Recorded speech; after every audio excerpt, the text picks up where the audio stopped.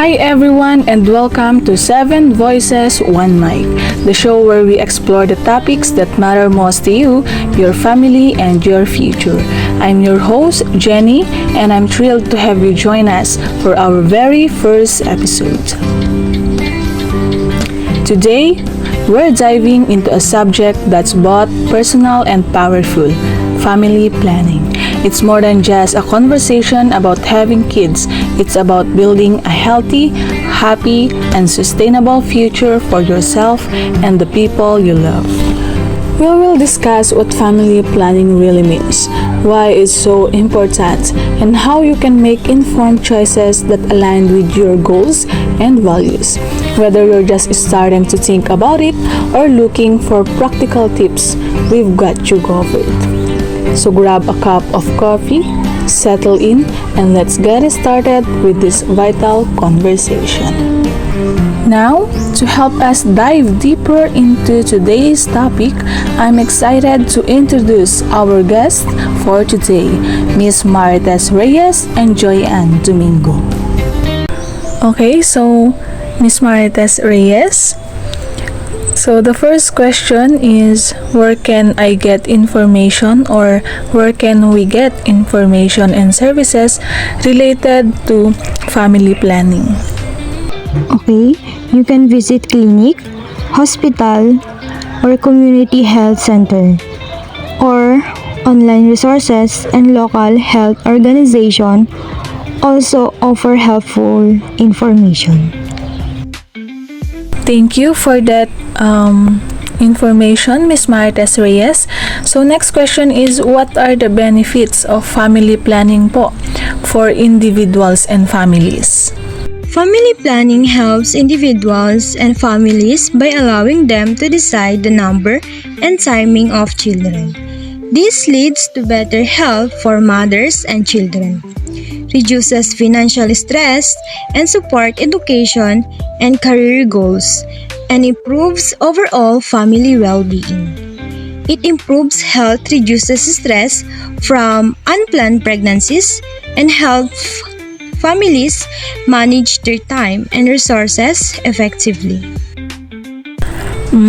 Okay, so there's a lot of benefits of family planning para sa atin, no? So Ms. Reyes, thank you for that. And the next question is, how does family planning contribute to societal development? Family planning helps societal development by reducing poverty, improving health, supporting education, and promoting gender equality. It ensures better resource allocation and economic growth for communities. So it lowers poverty, boosts education, reduces population pressures, and improves overall community health and well-being. Next question po, Ms. Reyes, is, what are the common myths and misconception about family planning naman po? Some myths include that family planning is harmful or that it's only for women. These are very false. Family planning is safe and for everyone. Okay, for your last question, Ms. Marites Reyes, so as a nurse, what advice can you give to our viewers or to our listeners? My advice to those people to choose a family planning method that suit their health and lifestyle. Communicate openly with your partner, consult a healthcare provider for guidance, and stay informed about available options. Thank you. Okay, so hello Ma'am Joyanne Domingo. So this question is for you. What is family planning and why is it important? Family planning is the practice of deciding how many children to have and when to have them. It helps families stay healthier, avoid unplanned pregnancies, and improve their quality of life. Thank you for that very thoughtful answer, Miss Joy and Domingo. And the next question is, what are the different methods of family planning?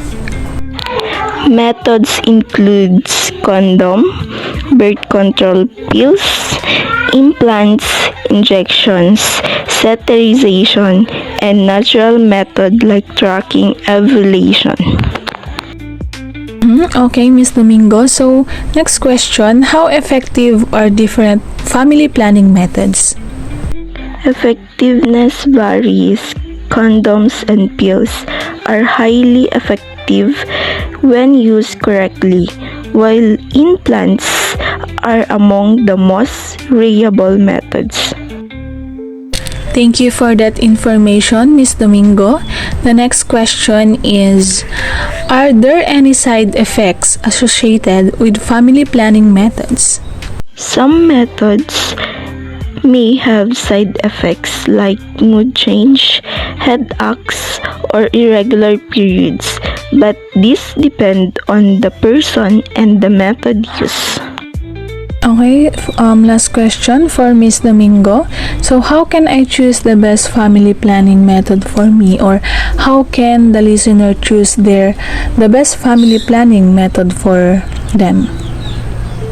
It's best to walk to a healthcare provider who can guide you based on your health, lifestyle, and family goals.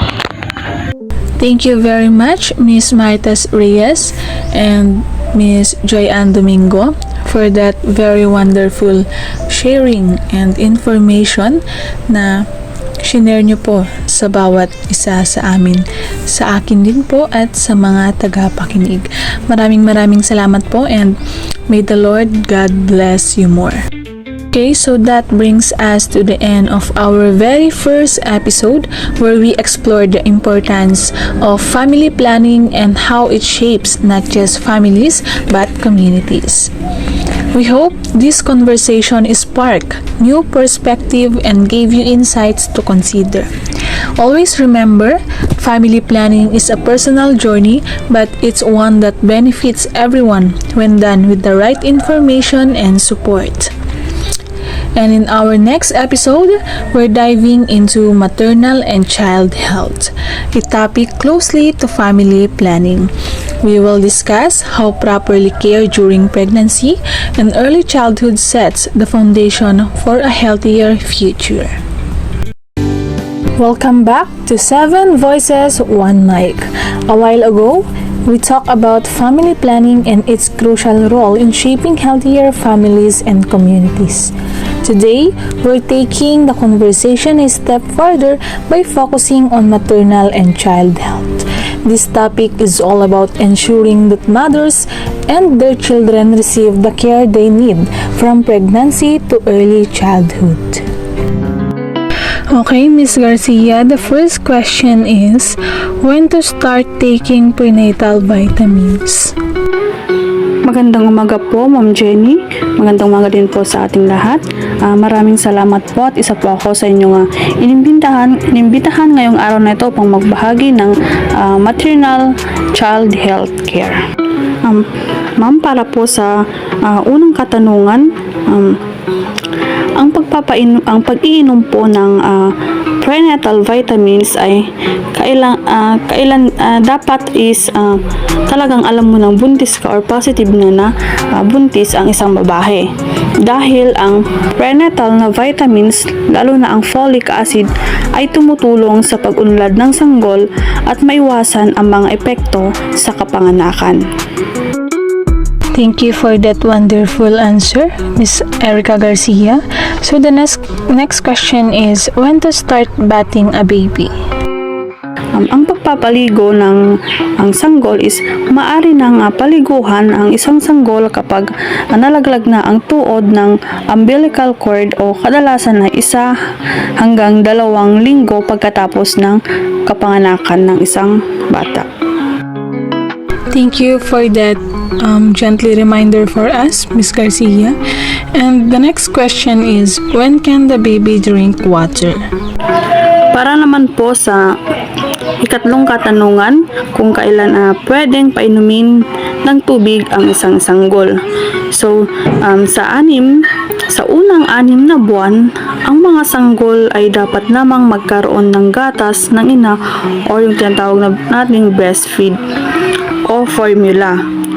Then, pagkatapos ay maaari nang painumin ng tubig ang isang sanggol pagkatapos ng 6 na buwan.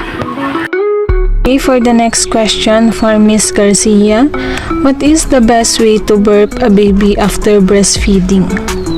Ang pinakamahusay na paraan upang dumighay ang isang sanggol pagkatapos ng pagpapakain or ang pagpapasuso. So, hawakan lamang ang sanggol ng patayo sa iyong dibdib at dahan-dahang tapikin o kuskusin ang kaniyang likod hanggang sa dumighay sila. Thank you, Ms. Garcia. And for the last question is, as a doctor, what advice can you give to our viewers or to our listeners? So narito naman ang ilang mahalagang payo, aking mahalagang payo sa pangangalaga sa ina at bata. Una is para sa mga buntis. So, regular na pagpapatingin sa doktor para sa kalusugan ng ina at ng sanggol.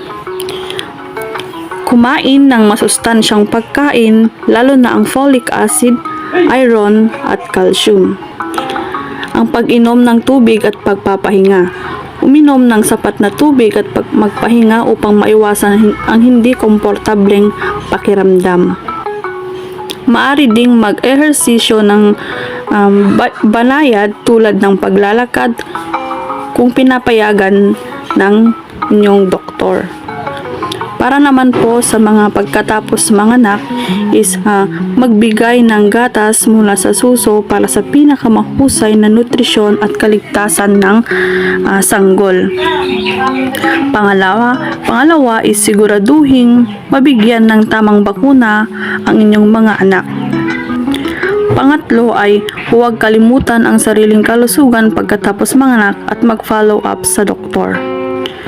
Then, mahalaga rin ang unang yakap at kontak ang iyong sanggol upang magbuo ng matibay na ugnayan.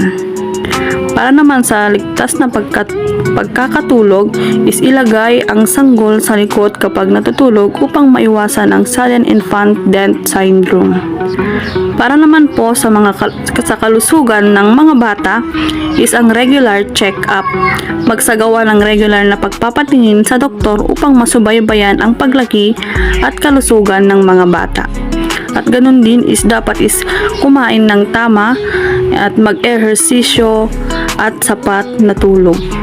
At para naman po sa pag-unlad ng bata ay obserbahan ang mga milestone ng bata at kumonsulta sa doktor kung may mga alalahanin. So ito lamang po ang aking may babahagi ngayong araw na ito. Muli, magandang araw po sa ating lahat. Hello, Miss May Pambid. So, the first question is, what are the key components of prenatal care? So, the components of prenatal care is first the regular checkups to monitor the pregnancy progress of the mother. Then second one is the nutritional guidance, a healthy diet rich in folic acid, iron, calcium, and other nutrients to support fetal development. Then next, monitoring fetal development is the regular assessments of the baby's growth, position, and heartbeat. Then last, the vaccinations. It is essential vaccines like Tdap and the flu shot to protect mother and baby. Thank you for that information, Ms. May Pambid. And the next question is, what are the most common complications during pregnancy and how can they be managed?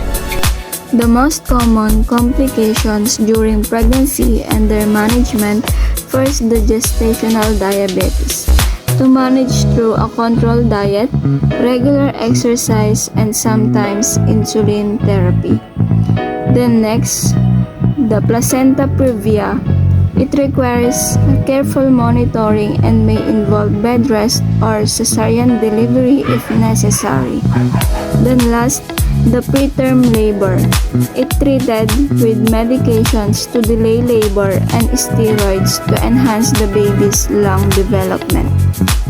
Okay, Ms. Pambid, next question is, what are the essential immunization a child should receive and at what ages? The essential immunizations for children and recommended ages, yung first dose nila is tinatawag na hepatitis B. Then para naman sa mga 2 to 6 months is yung DTaP or tinatawag na diphtheria, tetanus, pertussis. Then yung IPV or yung tinatawag na polio. Then yung HIV or HIV na tinatawag na Haemophilus influenzae type B. Then, para naman sa mga 12 to 15 months, yung MMR o tinatawag na measles, mumps, rubella. Then, yung varicella chickenpox. Tapos, yung hepatitis A. Then, para naman sa 11 to 12 years, Tdap booster, HPV or yung tinatawag na human papillomavirus vaccine and the meningococcal vaccine. Okay, thank you for that, Ms. Katime Pambid. Next question is, how can caregivers support mental health and emotional well-being in children? To support mental health and emotional well-being in children is to encourage children to express their feelings and listen without judgment, and to maintain consistent schedules for meals, sleep, and activities. Then, to seek help from counselors or therapists if needed, and to show empathy, patience, and positive ways to handle stress. For the last question for Ms. Katime Pambid, as a caregiver, what advice can you give to our viewers or to our listeners? As a caregiver, prioritize self-care, stay patient and empathetic, communicate openly with those you care for, and seek support when needed to maintain balance and provide the best care possible. Thank you so much, Ms. Erica Garcia and Ms. Katime Pambid, sa pag-share nyo po ninyo ng mga knowledge and information about sa maternal and child health. And thank you sa effort ninyo at sa patuloy na magsusuporta po sa ating programa. Maraming salamat po. Okay, that wraps up our discussion on maternal and child health. We hope this episode gave you valuable insights into how proper care for mothers and children can create a lasting impact on families and communities. Remember, small steps like taking prenatal vitamins, regular checkups, and informed parenting can make a big difference in ensuring a healthy start for every child. In our next and final episode, we're shifting gears to talk about population. We will explore how population trends affect resources, development, and what it all means for the future of our communities. It's going to be a thought-provoking discussion, so don't miss it. Until then, take care and thank you for joining us on 7 Voices, 1 Mic. See you in episode 3. Welcome to the third and final episode of 7 Voices, 1 Mic. Over the past episodes, we've explored family planning and maternal and child health and how these topics contribute to healthier families and communities. Today, we're tackling a big picture, population. This is a topic that affects everyone, influencing everything from resources and the environment to economic development and public health. We will discuss population growth, its impact on society, and the importance of sustainable practices to ensure a balanced and thriving future for all. Let's dive in and explore the role we all play in shaping the future of our population. In this episode, I just want to introduce to you our guests for today or for this last episode, Miss Shankay Gajes and Melissa Padama. Hello, Miss Melissa Padama. So, this question is for you. What is population? Population is the total number of individuals of a specific species living in a particular geographic area at a given time. In human terms, it denotes the total number of people residing in a country, region, or world. Population is influenced by factors such as birth rates, death rates, immigration, and immigration. Okay, next question for Miss Melissa Padama. What are the effects of rapid population growth?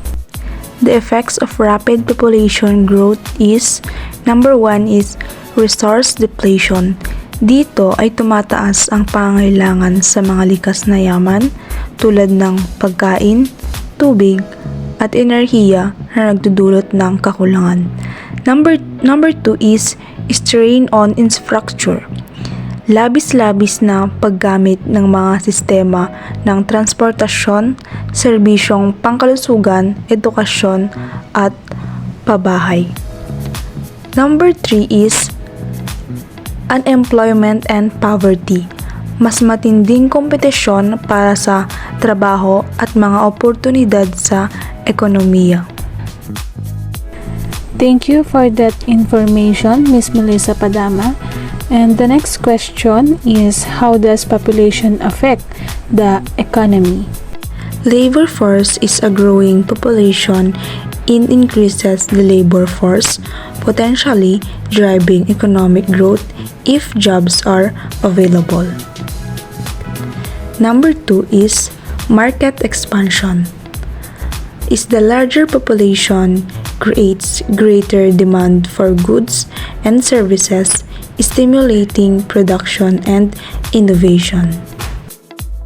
For your next question, what are the environmental problems associated with population density?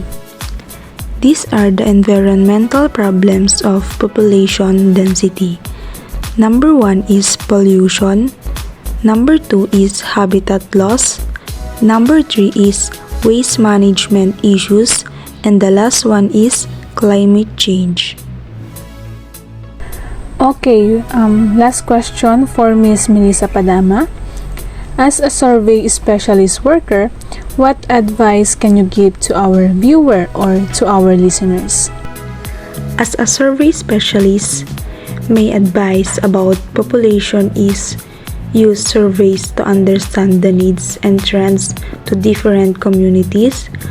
Collecting accurate data on population size, density, and growth helps inform better planning for resources, services, and policies that benefit everyone.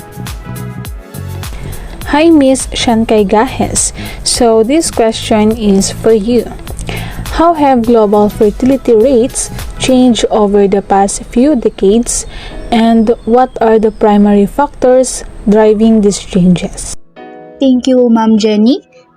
Global fertility rates have steadily decreased over the past few decades due to factors such as improved access to education, healthcare, and contraception.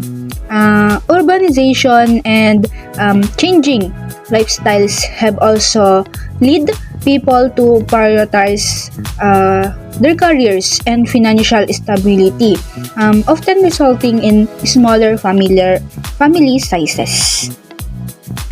Next question is, what role does education, particularly of women and girls, play in influencing fertility rates? So, thank you, Ma'am Jenny, and that's a good question. Education for women and girls plays a crucial role in lowering fertility rates. When women have access to education, they tend to marry later, and have a fewer children, and make informed decision about family planning. And education also opens up career opportunities, further encouraging smaller and healthier families. Okay, for the third question for Ms. Shankay Gajes, how do government policies such as family planning programs or financial incentives affect fertility rates in different regions? Government policies significantly influence fertility rates. Family planning programs provide access to contraception, while financial incentives such as childcare subsidies or tax benefits encourage larger families in countries with low birth rates. So policies are tailored to address specific regional challenges. So the government really plays a crucial or important role in implementing such as policies. Thank you, Ms. Shankay Gajes. So the next question is, how do birth rates and death rates interact to shape the size and structure of a population?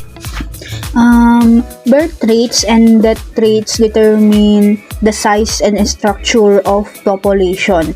So high birth rates combined with low death rates lead to growth, while low birth rates or high death rates cause of population decline. So the balance between these rates also shape age demographics. Ang ugnayan ng dalawang ito ay nagdidikta sa struktura ng populasyon at epekto nito sa ekonomiya at serbisyo ng pamahalaan. Okay, last question for Ms. Shankay Gajes. So, as population researcher, what advice can you give to our viewers or to our listeners? So, una sa lahat, Ma'am Jenny, maraming salamat sa pag-imbita sa amin dito upang makapagbahagi ng mga important information sa ating mga viewers or mga tagapakinig, no? To answer your question po is, as a population researcher, my advice to the listeners is study population trends to better prepare for the future. So, understanding patterns in population growth, aging, and migration is crucial for anticipating future needs. These trends helps identify potential challenges such as resource allocation, healthcare, and the demand for the infrastructure and services. So, sa pamamagitan po ng pagsusuri kung paano nagbabago ang populasyon sa paglipas ng panahon, makakagawa tayo ng mga tamang desisyon tungkol sa pagpaplano ng mga lungsod, pag-unlad ng manggagawa at mga patakarang panlipunan na tinitiyak na ang mga komunidad ay handa sa mga pagbabago at patuloy na umuunlad sa hinaharap. So, ang pagpaplano batay sa tamang datos ay susi sa pagbuo ng mga matatag at sustainable na lipunan. Thank you so much, Ms. Shankay Gajes and Ms. Melissa Padama sa pag-share po ng mga information, sa mga knowledge, and yung mga dapat po naming malaman about population. And thank you for the advices also. And I really appreciated yung mga effort ninyo. And may the Lord continue to bless you and guide you. Thank you so much and have a wonderful day. And that brings us to the end of our discussion on population. From growth and challenges to sustainable solutions, we've covered how population trends shape the world we live in. Remember, understanding population dynamics isn't just about numbers. It's about people, resources, and creating a future where everyone thrives. We hope this episode sparked meaningful thoughts and conversation, and that it's inspire you to take informed actions for the benefit of your community. As we close this podcast series, we want to thank you all for joining us on this journey through family planning, maternal and child health, and also population. So each topic plays a crucial role in building healthier, more sustainable communities. We hope these conversations have empowered you with knowledge, inspired action, and perhaps even changed your perspective on these important issues. So before we go, here's one final reminder for everyone. Change starts with awareness, grows with action, and flourishes when we work together. Let's all do our part to create a better future. Thank you for tuning into 7 Voices, 1 Mic. Stay curious, stay informed, and until next time, take care!